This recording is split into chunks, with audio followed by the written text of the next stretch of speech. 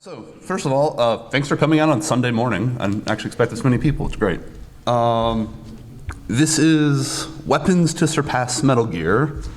So, for those of you who don't know who Hideo Kojima is he's invented the Strand-type video game where you deliver packages to people who only communicate with you via video chat, because if they go outside, there's an invisible killer that...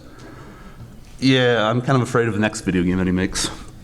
But before that, he created the Metal Gear Solid series, which is a stealth action game about memes and how the unchecked spread of information on the internet is destroying society. So there is the system that monitors everybody's communications that is secretly controlled by a cabal of AIs. But before I call him a visionary, I also want to point out that Hideo Kojima is insane. He named a character Die Hardman and apparently just thought we wouldn't notice. His idea of stealth is a cardboard box. One of the firearms in Metal Gear Solid 3 has an unlimited amount of ammo because, and I quote, the internal feed mechanism is shaped like an infinity symbol. His idea of a reasonable mission to rescue the president is to take a remote-controlled missile launcher, fire a missile through a ventilation shaft, past the head of the president, into a bank of computers behind the president, blowing them up to unlock a door. So if you think that this is reasonable sounding, congratulations, you are exactly as insane as Hideo Kojima. And that's what this panel is about. It's about people who tried to solve real problems who were, in my opinion, at least this insane, and despite all common sense, some of these ideas worked. Most of these ideas are stupid, such as Projecthabakkuk. So there's a saying in warfare, which is that amateurs talk strategy and professionals talk logistics. So, a lot of battles happened on land, but a large part of the war was shipping supplies, men, material, food, across the Atlantic. And for most of 1942, those ships went across the Atlantic and then were promptly sunk by German submarines. Well, technically U-boats. The Allies had a very effective way to counter submarines. If you want an idea of how much of a problem this was, this is a chart of ships sunk by submarines and then everything else. So the Allies had a good way to combat anti-submarine warfare, aircraft carriers. One of the problems is that steel is heavy, and if you punch a hole in a steel boat, it sinks. It doesn't sink? Ice. So this is obviously not the actual ship. This is an artist's impression of a ship. They actually built a prototype, and this idea is not as dumb as it sounds. There's a material called pikerite, which is if you mix sawdust with water and then freeze it, you build something much stronger than ice. So the real problem isn't actually the strength. The real problem is that ice melts. Now, they had a solution to this problem. It's we have a steel shortage. Let's build an ice ship. Ice melts. Let's put in refrigeration plants. Refrigeration plants are heavy. Let's reinforce the structure of our ice ship with steel. So the US Navy finally canceled the project once they realized that the amount of steel you would need to build an ice ship was more than the amount of steel that you needed to build an aircraft carrier. The prototype that they built also took a year and a half to melt. Okay, so less silly, but more cute is dogs. So I don't know how many people here have played Metal Gear Solid 5. There's the very adorable D-Dog, who I thought this was an over-the-top cute dog. No, it turns out actual war dogs are about that cute. And dogs have been used in warfare since Roman times. You use them as scouts, as sentries. In the modern day, you have bomb dogs, which, sniff out explosives. Someone with absolutely no sense of humor would say, well, technically, that's not a bomb dog, that's a bomb detection dog. Well, in World War II, the Soviet Union did not have a sense of humor. They decided they're going to take bomb dog literally, strap explosives to dogs, and train them to run under tanks. So first of all, this is a bad idea because the Germans responded just by shooting all the dogs. John Wick would not be happy. This is also a terrible idea because the Soviets trained the dogs on the tanks that they had available. which tended to be Soviet tanks. I'm just kind of depressed. Less depressing is how the Allies figured out how to deploy dogs in combat, which is by parachuting dogs behind enemy lines.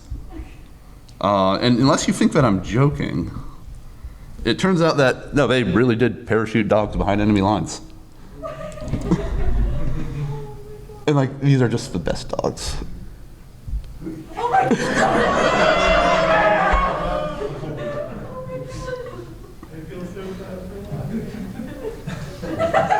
I think he's having a good time. His tail's wagging. So they hit the ground a little hard, but they're okay. See? He's up.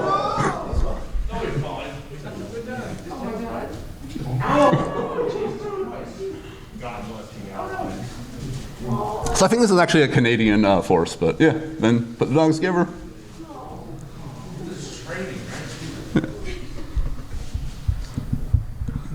So that's not something that's done anymore, because in the modern day, if you need to insert like a canine team behind enemy lines, you just halo jump. So cats. During the Cold War, the CIA, which apparently had some weird combination of money and LSD, thought we should spy on the Soviet embassy in DC, and we will insert a bug via cat. So this took like an hour-long operation on a cat, cost about like 10 million in R&D, and the project was canceled after they released the cat. It tried to cross the street and got hit by a taxi. And that was the end of Project Acoustic Kitty. Pigeons. Yeah, there's a lot of people have tried stuff with animals. There's the like reasonable use of pigeons, which is using them to send messages. This was very popular in World War I. The British actually had a medal, the Dickens Medal, that they awarded to pigeons for gallantry. Meanwhile, in World War II, there was a problem with high altitude bombing, because there was the Norden bomb site, which theoretically gave you a circle probable error of 35 meters. In practice, you'd often miss your target by several hundred meters.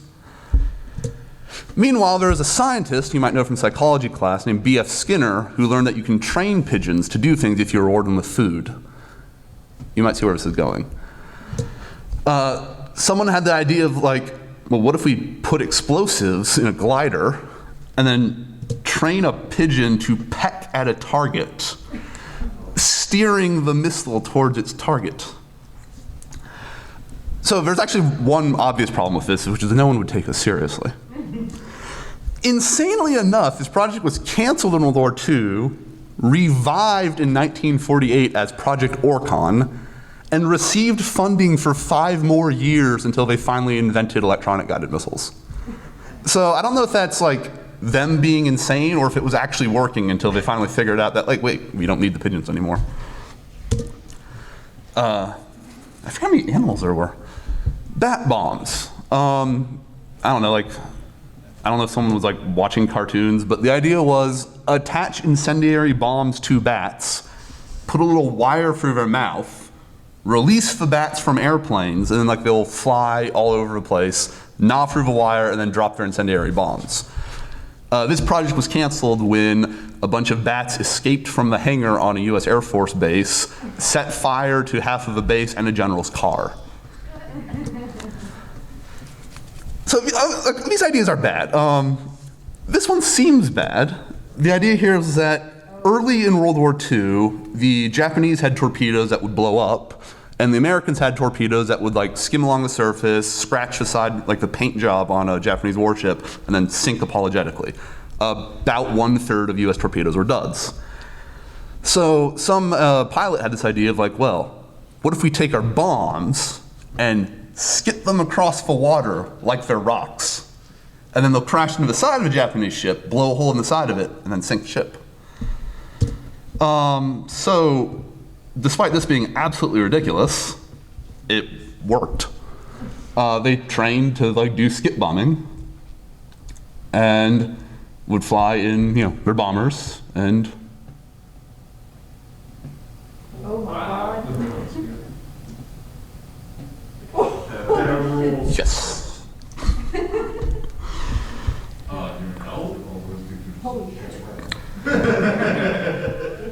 So torpedoes are better than skip bombing, but if your torpedoes don't work because the Americans had problems with this actually works really well. If you want an idea of how well this works, they used exactly this tactic in the Battle of the Bismarck Sea. And you'll notice that the Allied side lost about 13 men and destroyed 8 transport ships, 4 destroyers, 20 fighters, and 2,800 Japanese soldiers. So this insane idea is just like the correct thing to do. Meanwhile, the British Department of Miscellaneous Weapons Development, that was the name of their department, heard about this and said, like, well, if you can skip bombs across water, can you roll bombs across land? So these are rockets, and in the center is like a big explosive charge. And this is what happened when they actually tried to do the damn thing. So this starts out by looking like it's going to work, but if you don't balance it perfectly,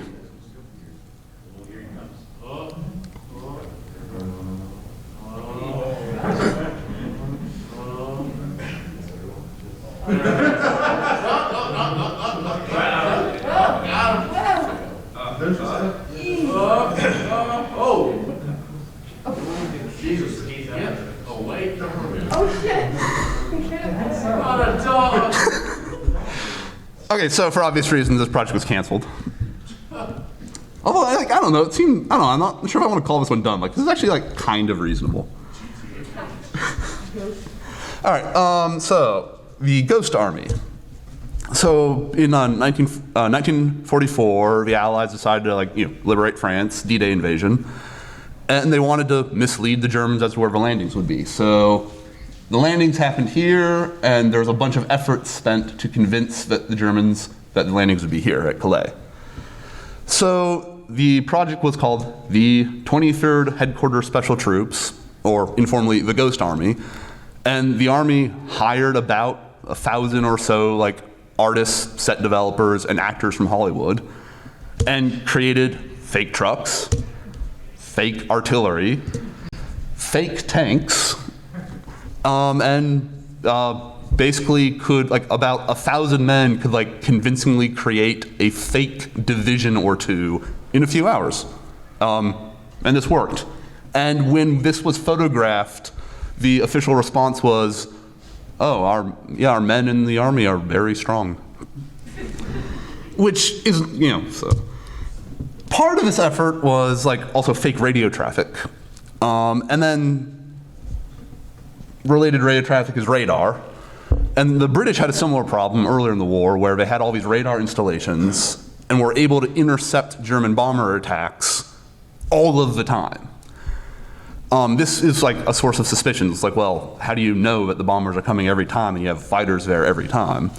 And the official response from the British government was, we give our pilots lots of carrots, so they have great eyesight. This is the origin of that, by the way. Like, vitamin A is important. It doesn't really help your eyes that much. That is just World War II propaganda that people took way too literally. Nuclear weapons. Okay, there's a lot here, because humanity was insane.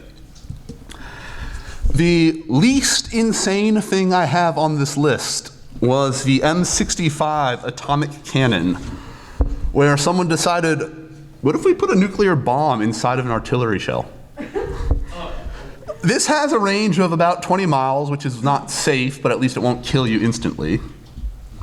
They built this thing, and so yeah, that's your artillery shell. And that's your nuclear explosion. So this was replaced by missiles. Yeah, I can't believe we built that. And then actually fired it. But like I said, that's the least insane thing that we did. What was insane was miniaturizing it into the man-portable Davy Crockett missile launcher. This had, the initial version of this fired a nuclear warhead. It had no abort button, so once you fired it, there was going to be a nuclear bomb going off. And had a range of 1.25 miles. The advanced version they built later had a range of 2.5 miles, which was still not enough to save the life of the person firing it. And of course, such an insane project would have been canceled immediately, by which I mean it ran from 1956 to 1971, and they built 2,000 of these and deployed them in West Germany. Yeah. They also built the AIM-26 Falcon missile, which is a nuclear air-to-air missile in case you want to, I don't know, shoot down an entire squadron of bombers. Of course, nuclear weapons can't just be fired by anybody. There's this thing called a permissive action link, so that you can't arm nuclear missiles unless you have the code. And the military wouldn't use something ridiculous like 1, 2, 3, 4, 5.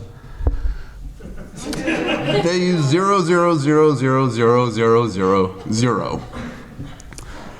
So the reason for this was that John F. Kennedy said, put codes on the weapons, and the Air Force said no, and John F. Kennedy said, I'm the president, so they said fine, and then they just set it to the worst possible code. I don't know if this was better or worse than the British system. The British system had a bike lock. They had a bike lock in Allen wrench that you could open up on the side of a missile, and then you had a little knob that lets you dial in the yield. And when asked about this, the British said that it would be invidious to suggest that senior service officers may, even in difficult circumstances, act in defiance of their clear orders. The United States had the code 0000. The British had honor. The British also had fewer near disasters than we did. So this sounds like a joke, but this is actually the name of the program. The US program was Peaceful Nuclear Explosions, and the Soviet program was Nuclear Explosions for the National Economy. And Christ, I miss the Cold War, where you could come into the office at about 10 a.m., talk to your coworkers, hit on the secretary, get hammered on a free martini lunch, and then come back and write a white paper about how you're going to create a new harbor in Alaska by putting 5 nuclear bombs together and blowing them all up at the same time, because that's a lot faster than excavating. There was also the, I want to make sure I have this right, the Pan-Atomic Canal proposal to widen the atomic canal via nuclear bombs. This was canceled over concerns about public safety, because obviously. The Russians had also, like the Soviet Union also had to be insane. They had their safety standards are a little more lax than US safety standards in a lot of places. And they had a problem with a natural gas well oil fire. So this is actually a real problem. If you're pumping out natural gas out of the ground, and you're unfortunate enough for that to catch on fire, you have this underground reserve of natural gas under high pressure, constantly being pushed out into the atmosphere where it's on fire, and just continually on fire. So someone in the Soviet Union had the idea of fire needs oxygen. So what if we were to try to put this out by making a bigger explosion that temporarily took away all the oxygen? So the Soviet Union decided to try to put out a natural gas well fire with a nuclear bomb. This worked. And more insanely, it worked 5 times. These are the 5 times from Lawrence Livermore National Labs where they had a natural gas fire and they put it out via nuclear bomb.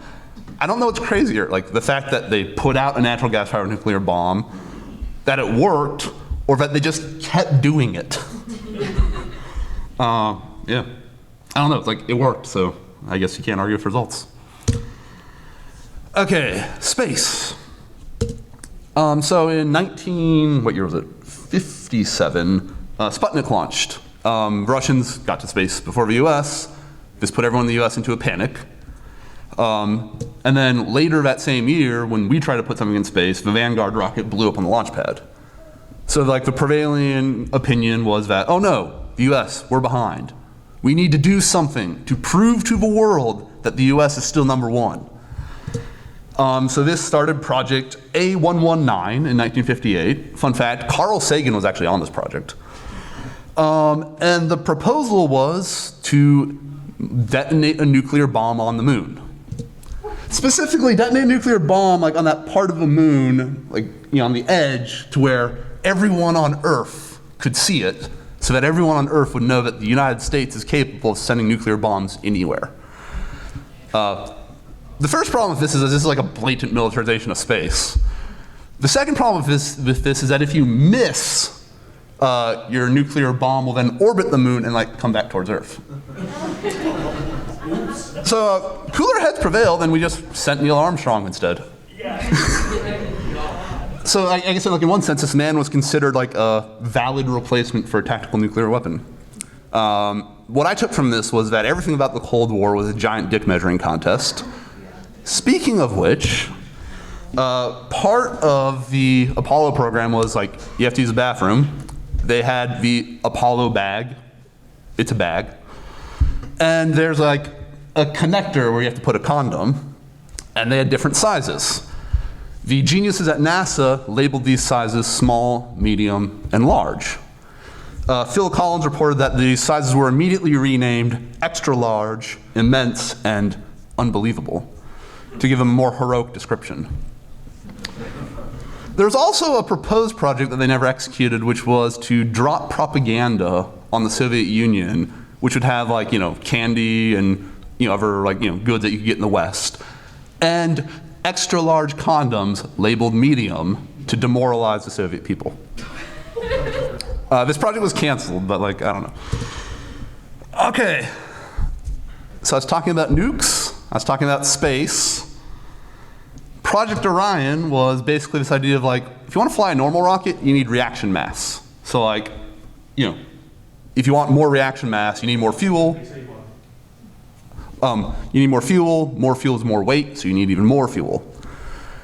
Well, someone's just like, well, instead of fuel, what if we just use nukes? And by nukes, I mean, what if we put like an ablative shield there, detonate a nuclear bomb? Okay, it's not really a nuclear bomb, it's more like a nuclear shape charge to direct all the nuclear power of the explosion at your ship to accelerate the ship very, very fast.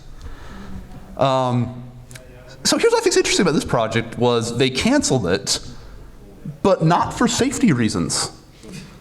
They just decided they didn't need to do it because we'd be able to get to the moon using conventional rockets. Nuclear pulse propulsion actually remains like one of the more viable ways to get around the solar system. They just don't do it because like the PR problems and also like the safety problems, yeah. So that was a project that never got off the drawing board. The Soviet Union actually built Cosmos 954, which was a nuclear-powered satellite that just kind of orbited the Earth.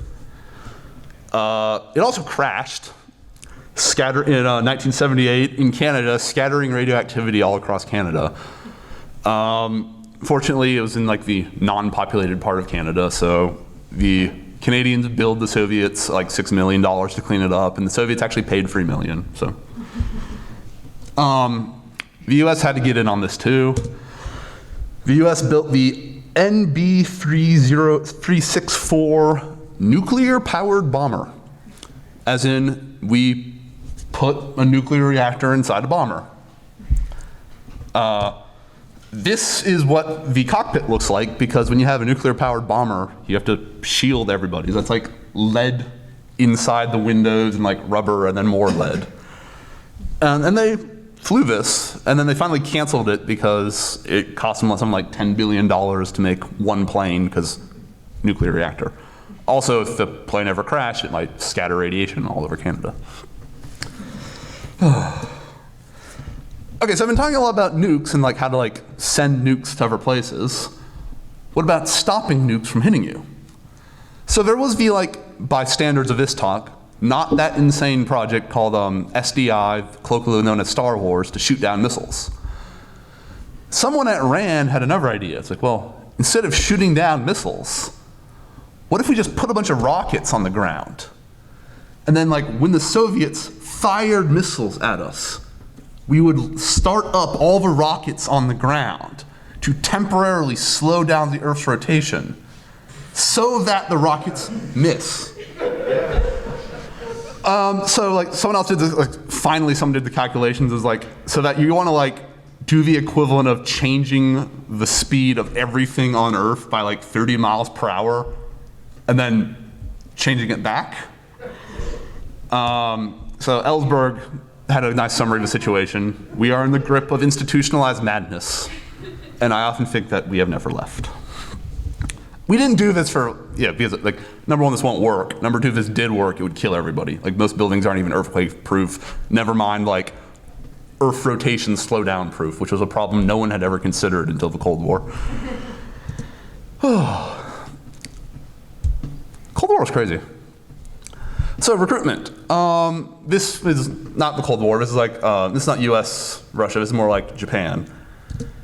This is a real recruitment poster from like before World War II, back when like there was state Shintoism and let's call it hyper-nationalism in Japan.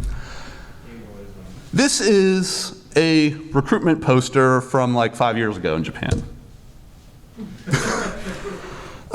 This was not a one-off either. They made an entire series of these. These are all for the Japanese self-defense force. And apparently this was considered like a success. But like at least they didn't do anything ridiculous, like put anime girls on the side of their attack helicopters. Or like ask the pilots to pose with their pictures. Or like do it with like a redheaded tsundere. My understanding is that somebody actually got into trouble for this, but I think it was worth it. What, for the sticker, for what? For the girl or the stickers? Both. Like it wasn't considered professional. Okay. They also put anime girls on the Type 51 tanks. I believe it. Vehicles. Let's see. I don't know. Like most of this stuff also came out of the Cold War because apparently the threat of like nuclear annihilation plus money is crazy shit. This is the Hiller rotocycle built by the Marines. It was supposed to be like you kind of just hold on to it and fly it around. The Army had to build, this was the Zero cycle, also designed to be flyable with 20 minutes of training.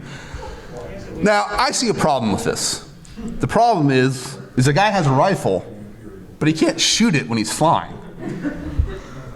So that's why they developed the VZ Pane. That's literally the stuff you see in Metal Gear Solid. Yes. So the idea was that this is a like helicopter platform, and you control the direction you're flying in by leaning. What were the weight limits on these things? Not that much, like one person.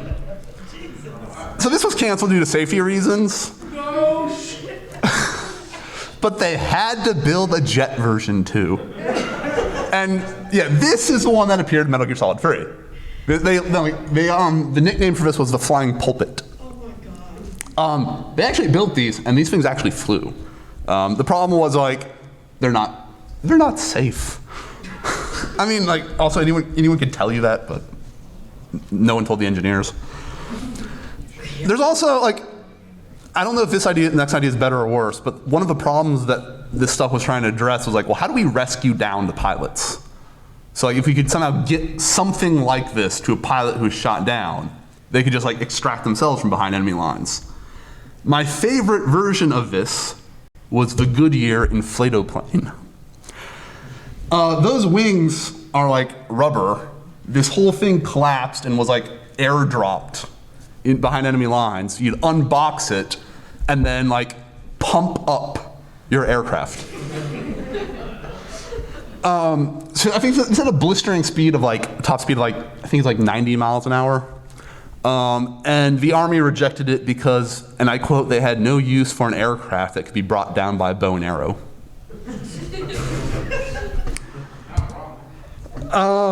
This is just like a random thing from World War I that's called the SAR tank. Just big-wheeled tank, try to defeat the trench warfare. One of the problems was that it was very vulnerable to artillery fire. Like, it's like 90% wheel. This was the drill tank, which had a blistering speed of 1.6 miles per hour. This was a military-grade Vespa to transport an anti-tank weapon, not designed to be fired while driving, and I maintain that the main downside is that it's a Vespa with a tactical paint job. This was another way that they tried to transport anti-tank rifles. The Swiss just made a bicycle portable anti-tank weapon. Guns. So the short version is that most things that you can try to attach to guns are dumb. There's one thing that was not dumb, which was, early in the days of guns, you had, men with muskets, and it takes a while to reload. So you had men with pikes to defend the men with muskets from being attacked by cavalry. It actually took a little while, but someone finally figured out, well, what if we just put a sharp bit on the rifle? And this became standard for something 150 years or so of warfare. And I maintain this remains the only reasonable weapon attachment in terms of sharp stuff to a gun, which didn't stop people from trying other things. For example, the gun shield. So, okay, this is actually kind of cool, but the problem is this was built in an era of muzzle-loading weapons. So to reload this, you had to set the shield down, pour more powder into the top of it, and then push down shot. The US in the Civil War created the Bowie knife gun. I think ended up ordering about 150 of them. I don't know if it looks cool or if it looks dumb. I'm gonna go with both. The main problem with this is that if you put something like this on your pistol, you don't get a pistol and a knife. You get a bad pistol and a bad knife.